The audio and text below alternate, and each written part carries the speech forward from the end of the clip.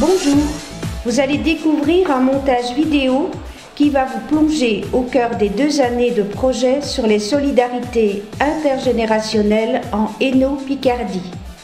Les images vont retracer l'ensemble du travail accompli par les volontaires et les animateurs du mouvement.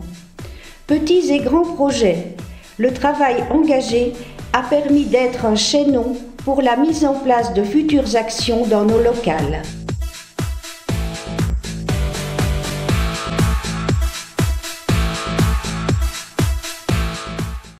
Dans la régionale de Mons, un projet, table d'ici ou d'ailleurs, permet de poursuivre notre cheminement du mieux vivre ensemble. Le groupe a créé un partenariat avec le CIEP et un de leurs groupes d'alphabétisation. Depuis mars 2016, un groupe mixte composé de membres Hénéo et d'apprenantes étrangères se rencontre autour d'une recette de cuisine présentée alternativement par chacun des 2 groupes. La préparation de cette recette est aussi un prétexte à échanger sur la culture et les coutumes du pays d'origine. Un projet intergénérationnel et solidaire qui valorise les savoir-être et les savoir-faire de chacun. Toujours à Mons, la conférence Europe Forteresse a permis au public présent de mieux comprendre la problématique des politiques gouvernementales par rapport à l'afflux incessant de réfugiés dans nos pays européens. Une avocate spécialisée dans ce domaine nous a éclairé sur ce sujet très sensible. Un projet solidaire qui vise à la pratique d'un monde plus juste et à créer du lien social. Enfin, le groupe Logement finalise actuellement une publication qui reprendra le fruit d'un travail de 4 ans sur les alternatives au logement des aînés.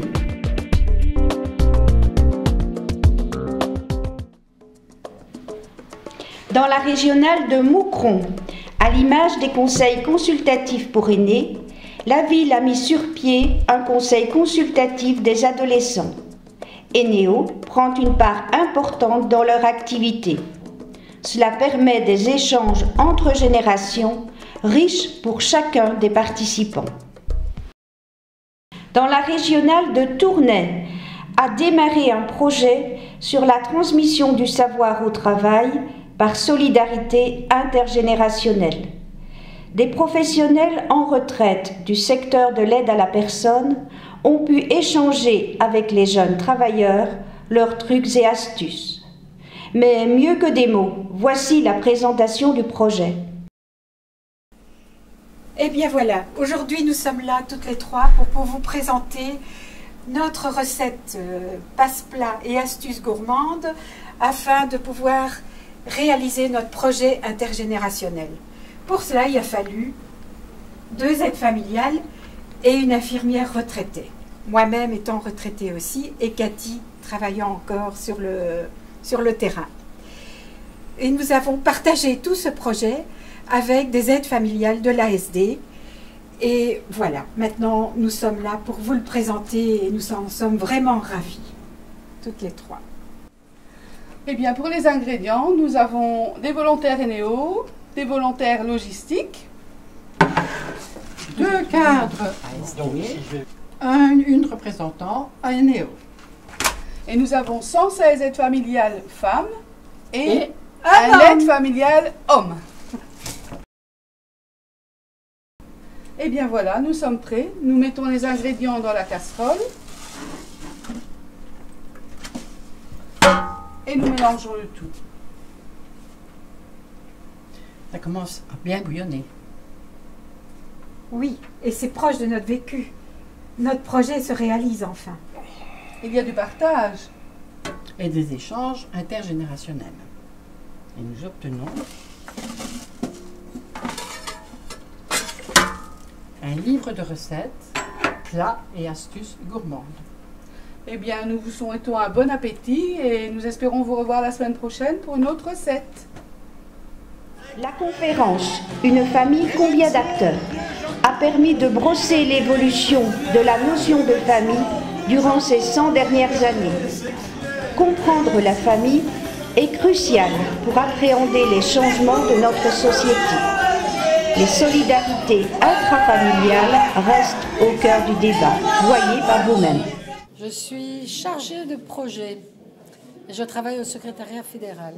On vient de travailler à Eneo pendant 2 ans sur les solidarités intergénérationnelles et on a eu une journée consacrée aux solidarités intergénérationnelles au sein des familles. Chaque régional a des projets sur les solidarités intergénérationnelles. Il y en a qui ont travaillé sur la sécurité sociale. Il y en a une autre qui a constitué un jeu. Il y a des conférences, il y a des ciné-débats où les relations intergénérationnelles sont traitées avec les aînés, où les aînés sont invités avec leurs petits-enfants. On a vraiment des projets à géométrie variable comme chaque fois qu'on lance une campagne ou un sujet de réflexion. C'est un projet qui cadre bien avec les journées d'études que nous avons proposées depuis 2 années. Les Tournaisiens, ils aiment bien participer, donc ce ne sont pas des débats qui sont ennuyeux. Ce sont des débats où on rebondit tout le temps et on a entendu, les questions allaient un petit peu dans tous les sens. Je pense que ce sont des gens qui sont ouverts et qui ont envie d'apprendre des choses, parce que ce n'était pas toujours facile. Mais je pense aussi que l'idée de la troupe théâtrale est une très chouette idée, parce que ça permet de rire, d'aborder avec humour et par des gens qui sont concernés par la situation, des situations qu'ils ont vécues, que chacun peut vivre dans sa famille. On a eu la chance d'avoir un groupe à projet suivi de la Génération Sandwich qui a décidé de remettre un peu le couvert.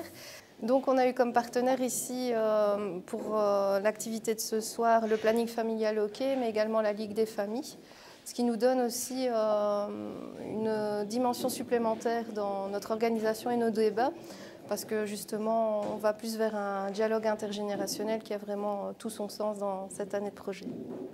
Le projet de ce soir était quand même original parce qu'il permettait de mettre en lumière différents groupes à projet chez Eneo. On avait la cellule Kinocène, on avait le groupe à projet, on avait des partenaires, etc. Donc ça c'est une richesse, mais ça peut représenter des fois une difficulté. On arrive avec une idée de projet, et comment chacun va trouver sa place, qu'est-ce qu'il va apporter.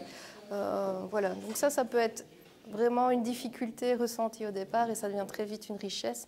Par exemple, au niveau de la troupe Kinocène, il faut se dire quand même qu'il y a un travail considérable qui a été réalisé. Ils ont écrit l'ensemble des textes, mais il y a également tout le rôle de mise en scène, de coordination, etc.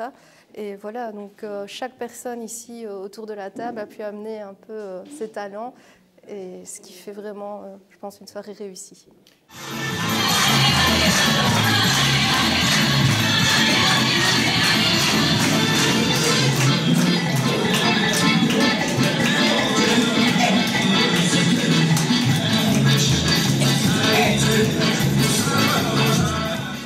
Des films, des lieux, des solidarités.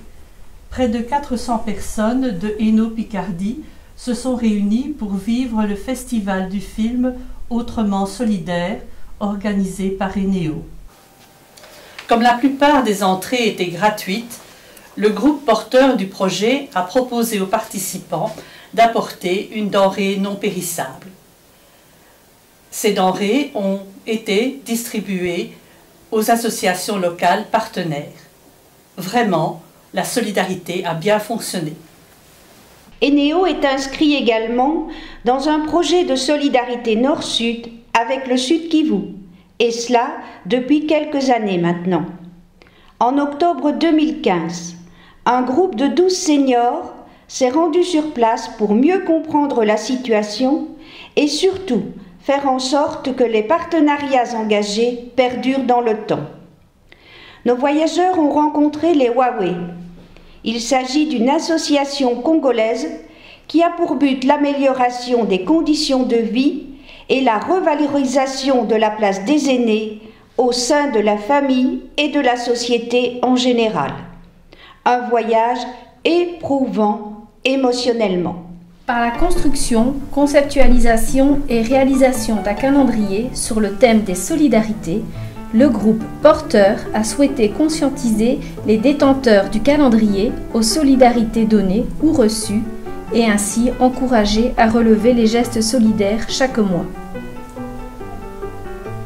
Pour illustrer les solidarités, chaque mois, un mot solidaire est mis en image et accompagné d'un slogan.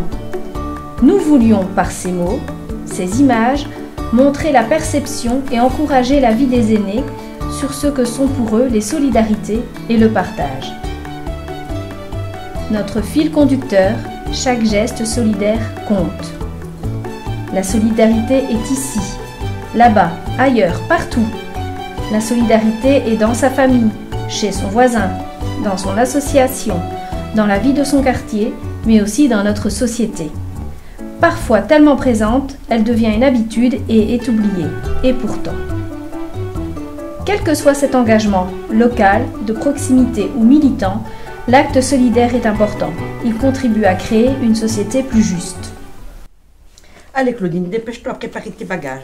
Comme d'habitude, tu n'es pas à l'avance. Alors, je n'ai rien oublié, écharpe, bonnet.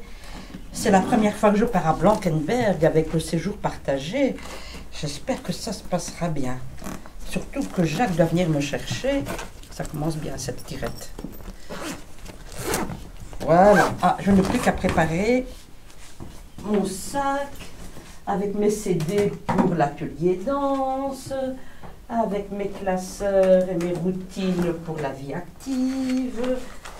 Voilà, voilà. Eh bien, je suis prête. Ah, je pense que c'est Jacques qui vient me chercher. Ah, Jacques, te voilà. Ben, tu n'es pas en retard. Claudine.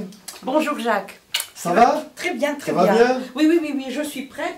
Un peu stressée parce que c'est la première fois qu'on part, que je pars là-bas. Et d'autant voilà. plus que nous avons beaucoup de route à faire. Nous avons 1h15, 1h30 de route. Et je ne peux pas arriver en retard. Et tu ne peux pas arriver en retard. Je dois arriver avant l'autocar. Donc je te confie mes bagages. Merci. Moi je prends mon sac et je prends ma radio. Ça va bien, ça va. Tu prends la radio? Tiens, et pourquoi tu prends ta radio? Mais écoute, pour les animations de danse et de vie active. Hein.